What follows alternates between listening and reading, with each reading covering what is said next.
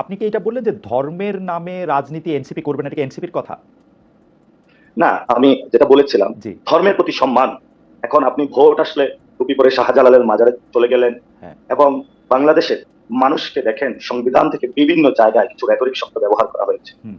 আল্লাহর উপর পূর্ণ আস্থা ও অবিচল বিশ্বাস, হুম। এটা তো অ্যাকশনেবল বিষয়, হুম। অ্যাকশনের জায়গায় পরিণত করার বিষয়। বিএনপি কি আসলে ওই অ্যাকশনে বিশ্বাস করে? বিশ্বাস করে না। বিশ্বাস যদি না করে থাকে তাহলে সে কেন এটা অ্যাড করেছে? ওকে, আমরা মনে করি আমরা বিএনপির কথা একটু পরে আসি পাটোয়ারি। করেছে। আমরা জনাব পাটোয়ারি বিএনপির কথা একটু পরে আসি। এনসিপির বিশ্বাসটা কি? এনসিপি শাহজালাল এর মাজারে যাবে না, তাই তো?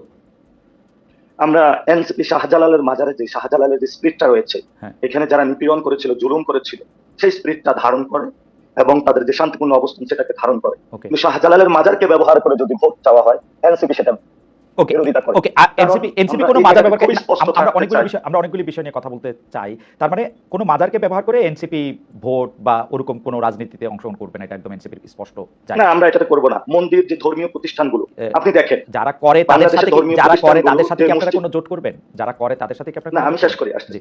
বাংলাদেশে যে মসজিদ কমিটিগুলো হচ্ছে, হুম।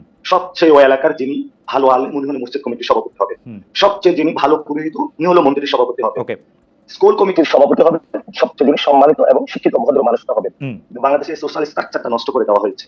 আমরা যদি এটা ঠিক না করতে পারি, পলিটিক্যাল ইনফ্লুয়েন্সের বাইরে না নিতে পারি, যে রাজনীতিক যত ভালো দলই গঠন করেন না কেন, যত ভালো কথা বলেন না কেন, সোশ্যাল স্ট্রাকচার যদি আমাদের গড়ে না ওঠে, রাজনৈতিক কালচার পরিবর্তন হবে না।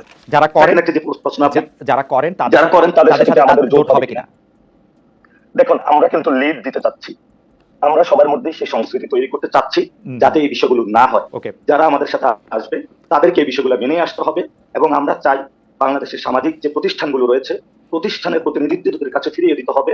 ধর্মের জায়গায় বিভিন্ন মানুষের যে আবেগ স্পৃহার জায়গা আছে সেটাকে সম্মান করতে হবে। ধর্মের নামে ধর্মকে ব্যবহার করা যাবে না। এবং এই আন্দোলনে আপনারা দেখেছেন যারা মাদ্রাসার ছাত্র তারা কিন্তু আমাদের সাথে সংহতি জানিয়েছিল, আন্দোলনে এসেছিল, শহীদ হয়েছিল। ঠিক আছে, আমি এই প্রসঙ্গে আসতেছি আপনার কাছে। আমি এনসিপি কে কেমন দেখি সেটা একটু আপনাকে বলি এবং কিছু পয়েন্ট আমি আপনাকে রাখি। আপনারা এনসিপির পক্ষ থেকে বেশিরভাগ সময় বলেন শেখ হাসিনা সহ আওয়ামী লীগের নেতৃবৃন্দের বিচার করবেন, আপনারা সেই বিচার চাওয়ার জন্য মানুষের দরে দরে যাচ্ছেন, এমন একটা কথাও আপনারা বাজারে প্রচলিত করেছেন যে বিএনপি বা জামায়াত বা অন্য কেউ আসলে শেখ হাসিনা বিচার করবে না। কিন্তু আমার দৃষ্টিতে গত 17 বছরের সবচেয়ে বেশি নির্যাতিত দলটি আওয়ামী লীগ কর্তৃক, দলটির নাম হচ্ছে বিএনপি। তার সর্বোচ্চ পর্যায় থেকে শুরু করে তৃণমূলের নেতাকর্মীগণ আওয়ামী লীগের জাতাকলের নিষ্পেষণে অন্যায় বিচারের সম্মুখীন হয়েছে, বারবার আত্মত্যাগ করেছে, ব্যবসা বাণিজ্য পর্যন্ত করতে পারে নাই। কাজল ভাইয়ের ভাষায় ধান খেতে লুকিয়েছিল, যেটা আমার সাথে ওনার প্রাইভেট কথা হয়েছে, বাড়িতে থাকতে পারে নাই। এরকম বহু লোক আছে। এরকম মানুষ আন্দোলনে কেন নেমেছিল সেই কথাগুলি আপনারা স্মরণ করিয়ে দেন এবং বেশিরভাগ ক্ষেত্রে আপনারা মানুষের কাছে সেই আন্দোলনের জন্য আপনারা একত্রিত দাবি করেন এবং সেই ক্ষেত্রেও আমরা দেখতে পাই যে আপনারা আসলে শুধু আপনাদের কথাই বলেন, যদিও কথা ছিল এই আপনাদের পাশে দাঁড়িয়েছিল বাংলাদেশের সবাই, আপনাদের পাশে দাঁড়িয়েছিল